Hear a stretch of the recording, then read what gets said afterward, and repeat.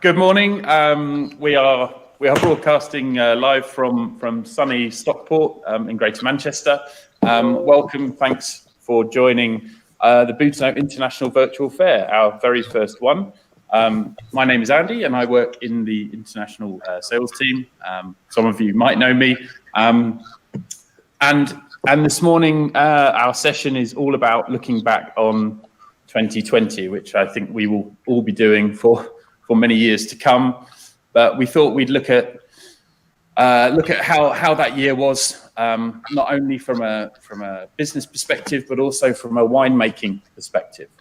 So I'm delighted to be joined by Colette O'Leary, head winemaker at Hennes in East Sussex, and JD Rousseau, our head winemaker at Wildeburg in Franschhoek. And we're going to talk through how their experiences were of this last roller coaster last 12 months. I think it might be good. Some of you may well have been lucky enough to visit these beautiful places.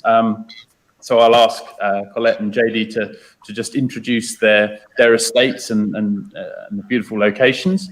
I'll kick off. I'm in a beautiful part of Greater Manchester, which is Stockport. And with that, I'll hand over to you, Colette, and perhaps you can beat that. Yeah, good morning. Good morning, everybody. I'm Colette. I am the estate manager and head winemaker at Hennes Vineyard. We are based in East Sussex, which is in the bottom right-hand corner of England, so south of London, and we're right on the south coast.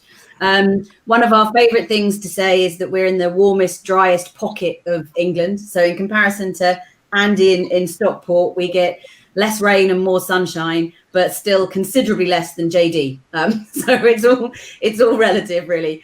Hennes was planted in 2007 and then became part of the Boutinot family in 2017.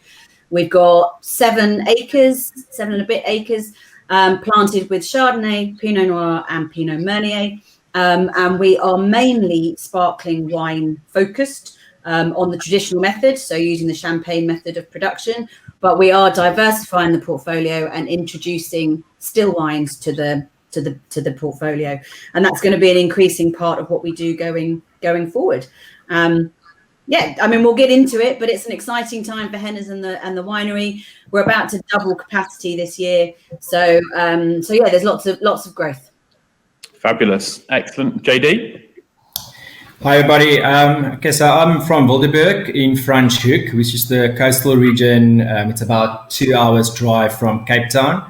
Actually, like Colette said, we usually get more sunshine than Hennes, but I don't know, this harvest it's just been raining and overcast the whole time. So quite interesting times for us.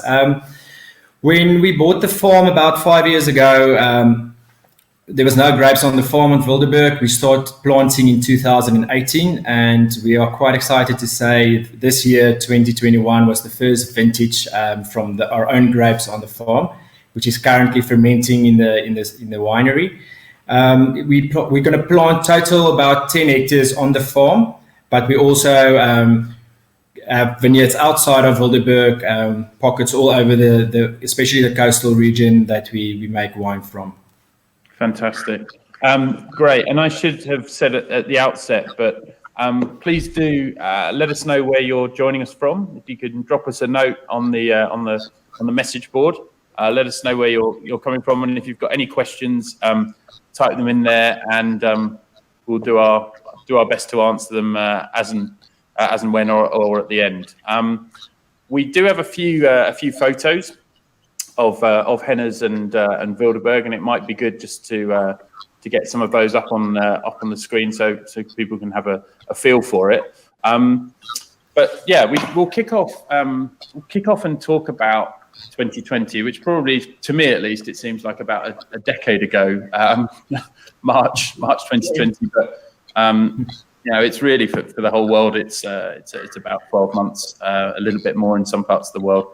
Since this all changed. So Colette, how was that experience at the outset? How did it change or impact upon your work? And I suppose what has come out of that process, and what have been the the positives and obviously the huge negative.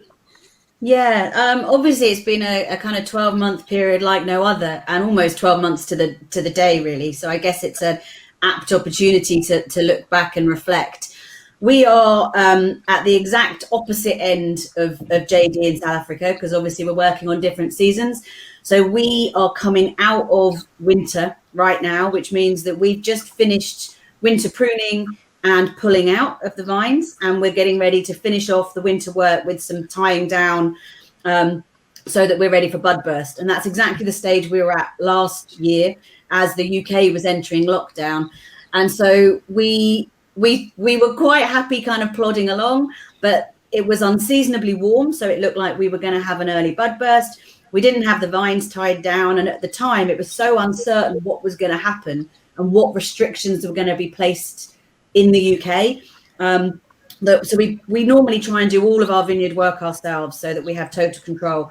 But I didn't panic, but just I brought in a team really quickly to make sure that those vines were tied down, because if you don't get them tied down before bud burst, you're gonna damage those buds, and every bud that you have is great potential grape bunches lost. And so that was the immediate concern, was to make sure that the vineyard was ready for the season, because the one thing, and JD will know this, well, everybody knows this, but the one thing that the vineyard reminds you is that nature doesn't stop. It will just keep going. And so the kind of relentless nature of spring coming meant that it really focused the mind. And then really after that kind of initial shock, in the UK, the vineyards were classed as agricultural work, which it is, and we were deemed to be key workers. So to be honest, we were still allowed to come in. We had a letter that from the kind of governing body that if we were stopped by police and asked, we could show that we had legitimate reason to be coming into the winery.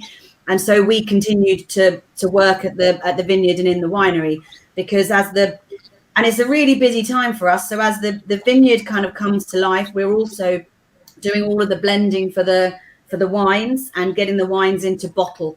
And so it was a nerve-wracking couple of months, because we used a bottling team from France that come over from the Champagne region, and they weren't able to come. So we had to book other bottlers. We looked to the UK, who have now set up a mobile bottling line. So we were able to find a slot on them, but there were worries about getting glass into the country, actually having people available to do the bottling. And then obviously all the PPE that goes with that. So it was quite a lot of thinking on our feet, working out what we could do, understanding the impact of what was happening.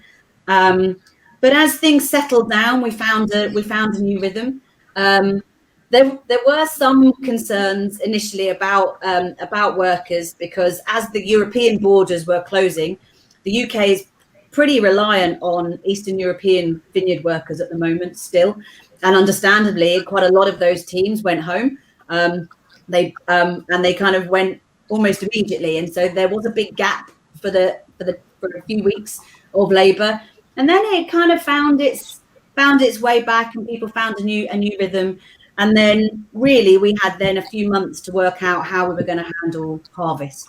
And then the flip side from that is that we were no longer able to accept visitors, which was a shame, but it did mean that we weren't going off to do meetings or doing tastings. And so actually the flip side was we all just took a big, deep breath and started working through the list of things we'd always said we wanted to get done, but had often run out of time for. So it was a real time to really focus on the vineyard, look at what we were going to be, what we wanted to do in terms of sustainability, in terms of vineyard practice, in terms of kind of canopy management, and bringing all of that work back in-house. So it was just us, the team, doing it with that real focus on attention. And so from that perspective, it was actually quite a good opportunity to reset. And the vineyard is in much better shape. It's in the best shape it's ever been in because of that. It's had so much attention over the last 12 months that it's been in some ways quite refreshing to be able to really take that time over it. And then kind of from the wider business perspective, again, it's been an opportunity to sit and think about what we're doing. And so vineyards are long-term investments, and you have to look over the long term. And I know that the last 12 months feel like they've gone on forever, but actually in the life of a vineyard, it's hopefully a blip. So the wider planning has started. So we are going to be doubling the winery capacity this year. We are putting a new building up. And so it's given us time to really focus on where Hennes is going, what wines do we want to make, what capacity do we need, what investment does there need to be, and it's kind of given time to do that and move forward with it, really. So as ever, I guess it's somewhat swings and roundabouts. Absolutely, yeah. So it sounds like there was I think for all of us, there's that huge moment of really just uncertainty at the outset. What is going to happen here, which is why the supermarket shelves emptied of toilet roll and other things, and for you were going out there to make sure you had enough glass bottles to do the bottling in May, and touching on it, obviously 2020 was a fairly monumental year, obviously with the pandemic, but also we had the small matter of Brexit, and you talked about migrant workers coming. An expatriate coming from Europe. And do you feel that that's potentially a bigger impact for you than the pandemic, or did you not feel that? We didn't feel it last year. We're feeling it more currently this year as it's kind of in play now, both in terms of access to labour, access to goods, the time it's taking to get things across and around Europe. So that is having an impact. We'll have to hope that it settles down, and they say they're teething problems, so hopefully that will. And really what we've done now is try and get ahead of everything. So I ordered the glass in December so that we knew we could get around it. It's just a question of probably doing everything 6 weeks, 8 weeks earlier than you might normally have done. And as we say, we'd already tried to move towards having more of the work done in-house, and that trend will continue. And I think, by its very nature, quality sparkling wine production is a very long-term game, isn't it? You're making wines that you're going to release 3-4 years down the line. So I guess you always need that perspective. Yeah, absolutely. And that's why, as I say, COVID has been terrible, but hopefully it's a bit more of a blip, because the wines we're making now won't be available for 4 or 5 years. You have to look long term. Absolutely. Okay. Thanks, Colette. JD, of course, you're at the polar opposite in terms of the winemaking calendar down there in the Southern Hemisphere. So everything was happening. You were in the middle of harvest last year. Yeah, so listening to Colette, it seems like she got everything figured out, and it was totally the opposite with us. It was just crazy. I can remember it was a Sunday night when the president talked to the nation. My wife was 8.5 months pregnant, and there he told us hard lockdown for 2 months, and the wine industry wasn't one of those that's essential workers. So for a few days, we weren't allowed to travel at all. So it was crazy times, and we didn't know what to expect. I think it was more what's going to happen now and figuring that out. And I remember when eventually we can finish harvest, and we were done with picking the grapes. But as you know, it was just still fermenting. It was the mallows will still need to go. Barrels need to be filled. And me and Reino actually made turns to go to the winery. And then it will take an hour just to sterilize everything where Reino touched. And then, no, it was a crazy time. But we pulled through. And she also touched on the vineyard side here. On the photo, you can see Wynand and his dogs working the vineyard. So like at Hennes, we also did more in-house. So literally me, Wynand and Reino had to do all the vineyard work. Luckily, it was the end of harvest, so it was not that intense. But I think, like you said, focusing on the vineyard was a big thing for us last year to get the fruit for the first vintage. And also just to plan, this year we also harvested all the whites at Wildeburg itself. So just all the planning to go into that, all the tick boxes you need to think about beforehand. So yeah, I think it was crazy, but now looking back, I think we can smile and say thank God we're through that. I remember the one time, so we've got a lab in Stellenbosch that comes to Franschhoek, say twice a day usually, and to pick up samples, just like basic analysis on that. And I was driving around, and you're not allowed. So we were like in hard lockdown. We couldn't sell any liquor in South Africa. So that was the biggest. I think the biggest thing for us, and so you're not even allowed to drive around with samples. So, and I remember the one policeman stopped me, and there was obviously samples in the back of my car, and he was like, "Where are you going with this?" And I'm like, "I'm going to the lab. Here's my paper. I'm a winemaker." And he was looking around, and it was like this awkward moment. And I actually he gave me his phone, and I had to talk on the phone, explaining where I'm going with this wine samples to his chief policeman. So. No, it was crazy times, but we're through that, so it's looking better for the future. Yeah, that vineyard is looking fantastic. I mean, this is the first time, the first harvest you're just underway now. So you were talking before we came on, and still some stuff hanging out there. That level of uncertainty and that, I guess, expectation must have added a layer of complexity, let's say, to what was already quite a challenging situation. How is the vineyard looking? No, it's looking great. Actually, the first fruit is, like I said, fermenting currently, and we are quite chuffed with the first the grapes from the estate. Looking forward to show all of you the wine and let you taste the wines. I think for us also, we used to get all our colleagues from all over the world to visit us and to do tastings and sometimes help in harvest. So being so far away from everybody was also not fun, but it was quieter in harvest time, but also missing the smiles and not talking over a computer, actually talking face to face and high-fiving each other when we do something right. So I think that is also one of the challenges that we had to go through. We're quite a small team, and so getting all this international colleagues of us back and clients as well to South Africa. Looking forward to that. Hopefully that will be soon. Yeah, you and me both, JD. I think it's I think working in the wine industry, we've all.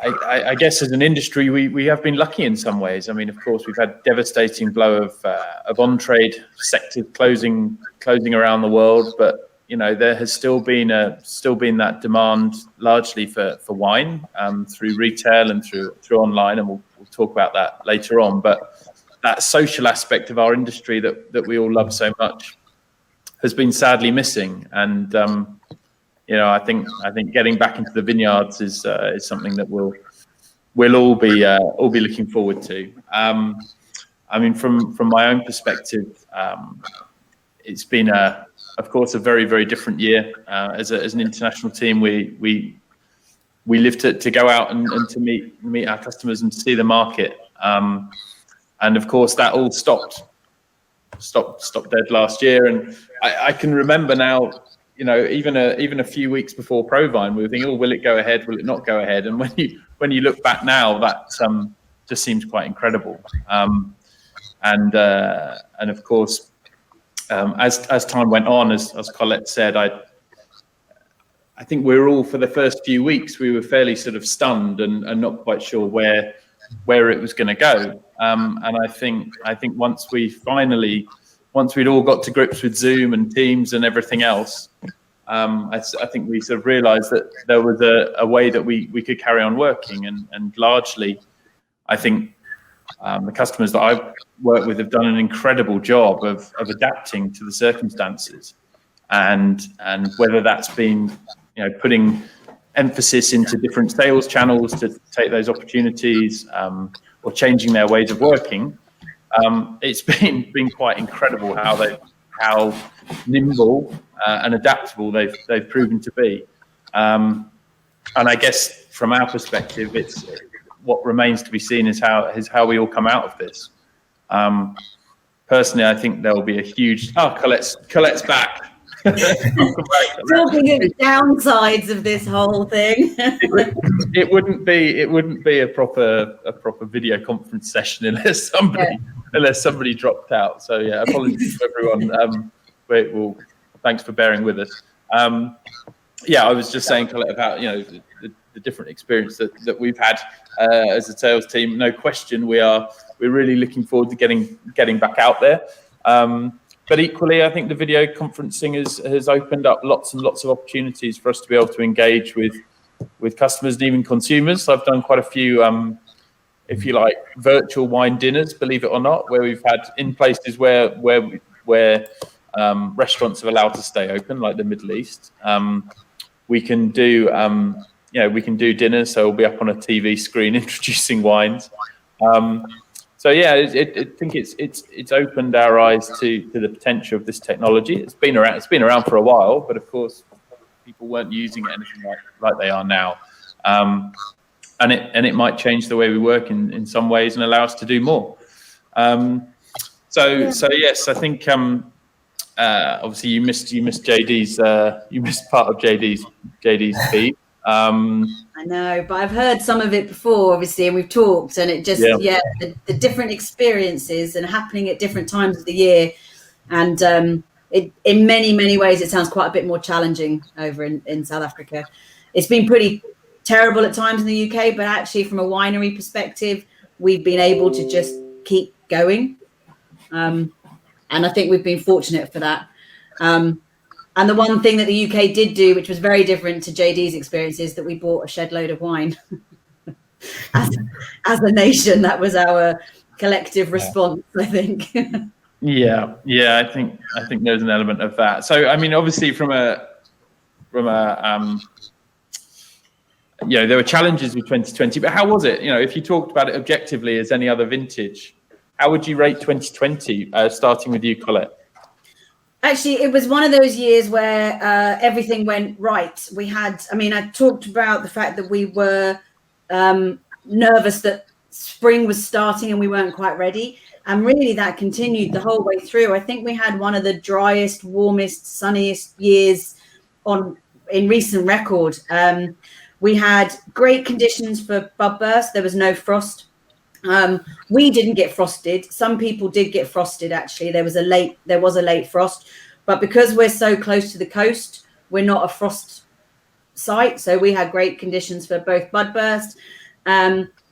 Normally in the UK, we go through flowering and fruit set kind of end of June, beginning of July. It usually coincides with Wimbledon tennis fortnight. So we tend to know whether if Wimbledon tennis is a washout, we've had terrible conditions for flowering.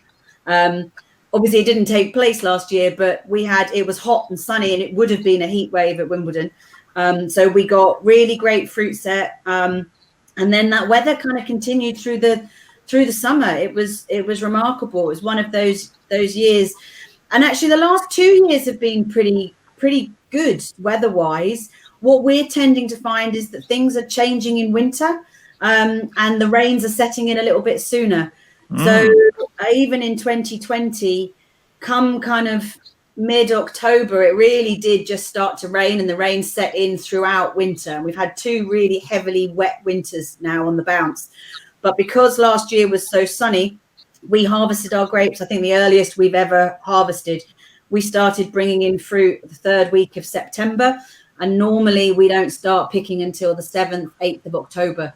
So we were a good 10 days, 14 days ahead of where we normally are. And also in the UK, we're at the real margins of where it's possible to ripen. So quite often you're bringing in grapes that aren't as ripe as you would ideally like come the 7th of October.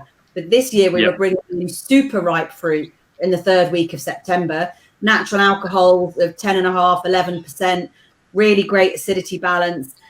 We brought in some wines that are going to go for still wines at 11.5% potential alcohol. This is ripe for the UK. So there was lower yields than in 2018, which was a blockbuster year, and 2019 because we had some rain, it padded out the yields a little bit. So yields were a bit down in 2020, but the quality was exceptional. And so I think kind of reflecting on it, harvest put a smile on people's faces after a difficult few months, because it was really great. And I think you'll see a lot more still wines coming from England this year as a response to the quality of that fruit. That's great to hear. Great to hear. And JD, it probably seems a long time ago now, but how was 2020 first of all? No, like Colette said, it was a great vintage for us. As you know, we came out of a drought from 2017 to 2019 with super low yields, but also in a drought, the vines start stressing as well. And I think 2020 was the first normal harvest we had in 5 years again. So we had quite cool nights. So the whites are looking fresh, had great flavors. So we bottled it December last year. So all the whites, and then the red we will start bottling, say, from June to December this year. So no, we're quite chuffed with 2020. Like I said, yields were back to normal, quality was right. So no, it was a good vintage for us. And 2021, just to hop to that, we are currently, as you know, busy. Very late vintage with 2021. But as 2020, it's cool, nice. Like today, it's 18 degrees Celsius outside, which is unusual for South Africa and the Western Cape. So no, we're quite excited about 2021 as well, El. Yeah, absolutely. The inaugural vintage of the Wildeburg vineyard. That's going to be something very, very exciting. And we've got two. I should let everyone know that tomorrow there are dedicated sessions talking about Hennes, particularly fine English sparkling wine and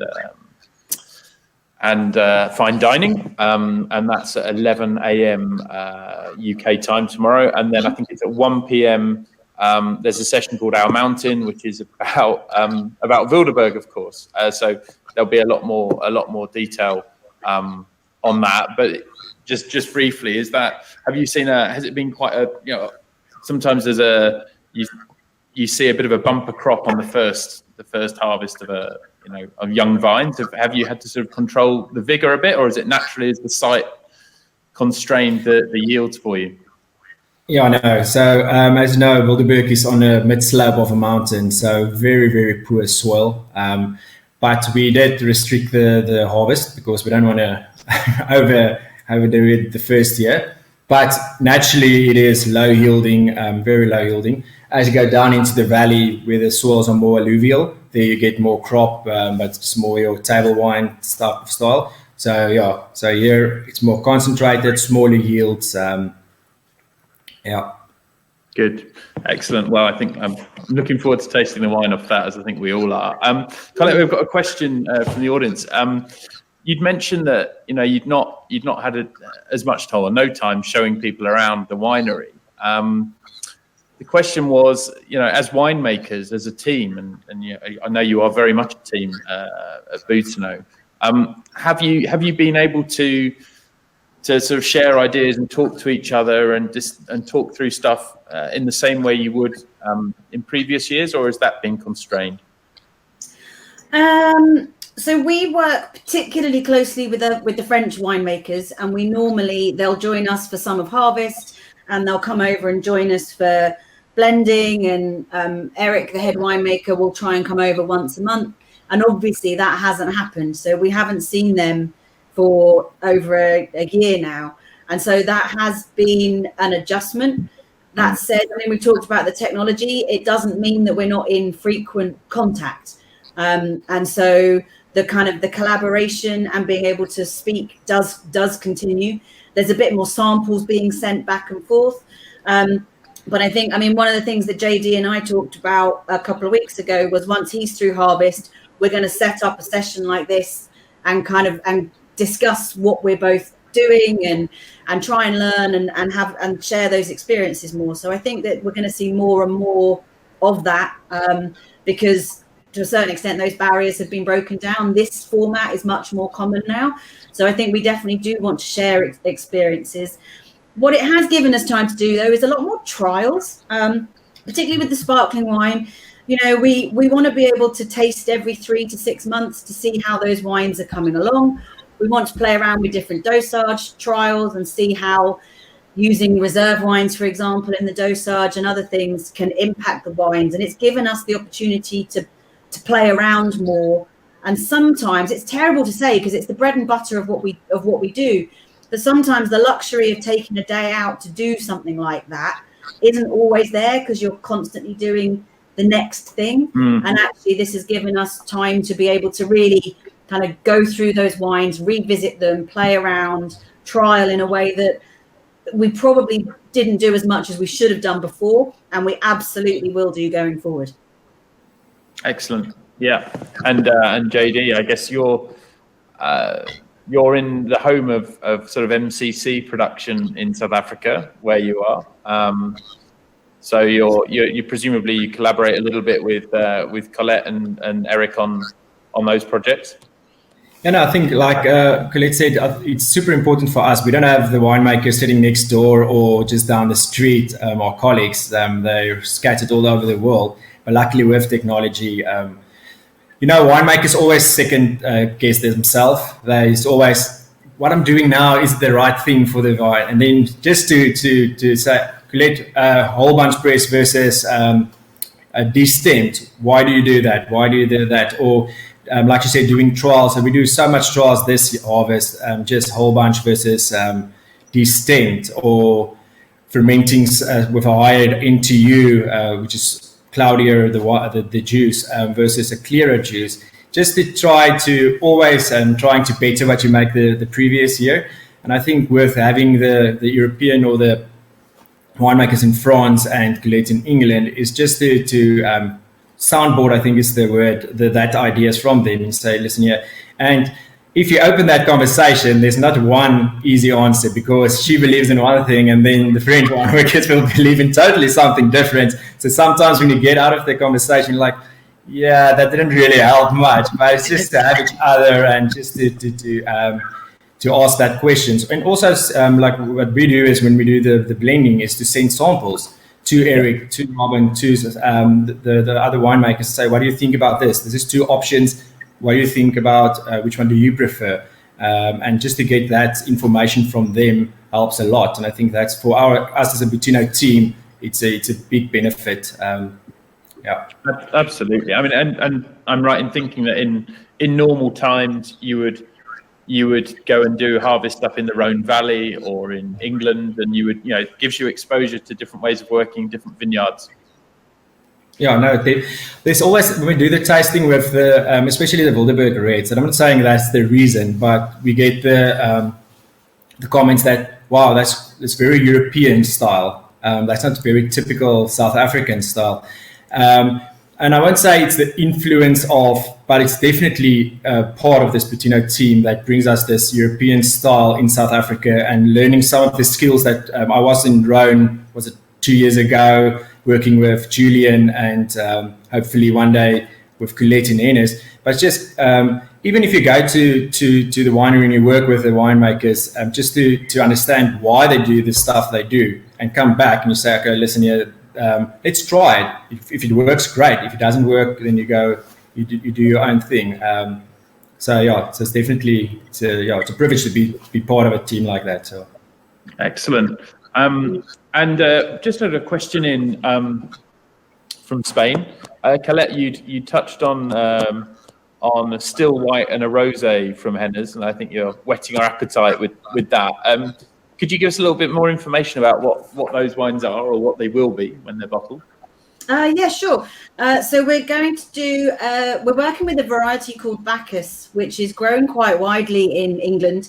It originates from Germany and it's found a home in England, partly because it's quite aromatic and it ripens quite well in this climate. And perhaps crucially for a still wine, the acidity drops off before harvest. So one of the reasons that England focuses on sparkling wine really is because our grapes aren't as ripe as they need to be for a lot of still wine production. And the acidity in particular is high.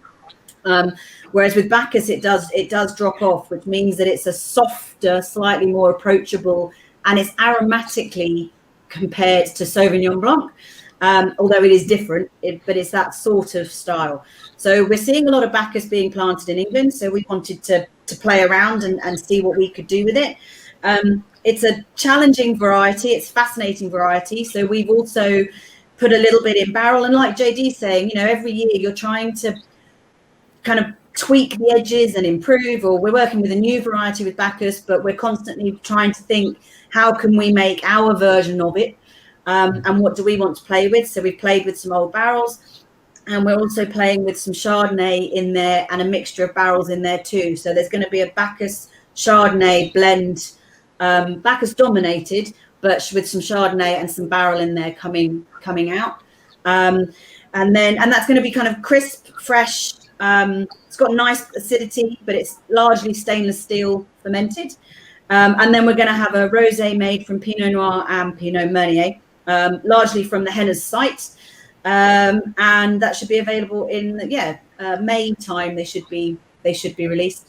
Both still wines this year, and we've got some barrel Chardonnay as well. So 100% barrel fermented that is still in barrel, and they're going to stay in barrel for the next 6 months. Well, they'll be empty for the next harvest because we're going to want to put wine back in them. So they'll stay in there until about August time. So we've got the 3 different still wines coming out this year. That's tremendously exciting as an Englishman from Kent originally to see sort of these vineyards coming to fruition and those kind of wines coming out. I've tasted the barrel Chardonnay is spectacular. So I'm looking forward to trying the others. May should be very good timing for the release of that rosé. I think you'll have a ready market for that. Yeah. But you know, these are obviously very limited productions of the still wines. Yeah, they are at the moment. But we are looking to take on more growers, and we are expanding winery capacity. So to a certain extent, a little bit like in Wildeburg, you kind of start off with some smaller volumes while you work out what you're doing, what style fits you, what your sites are like.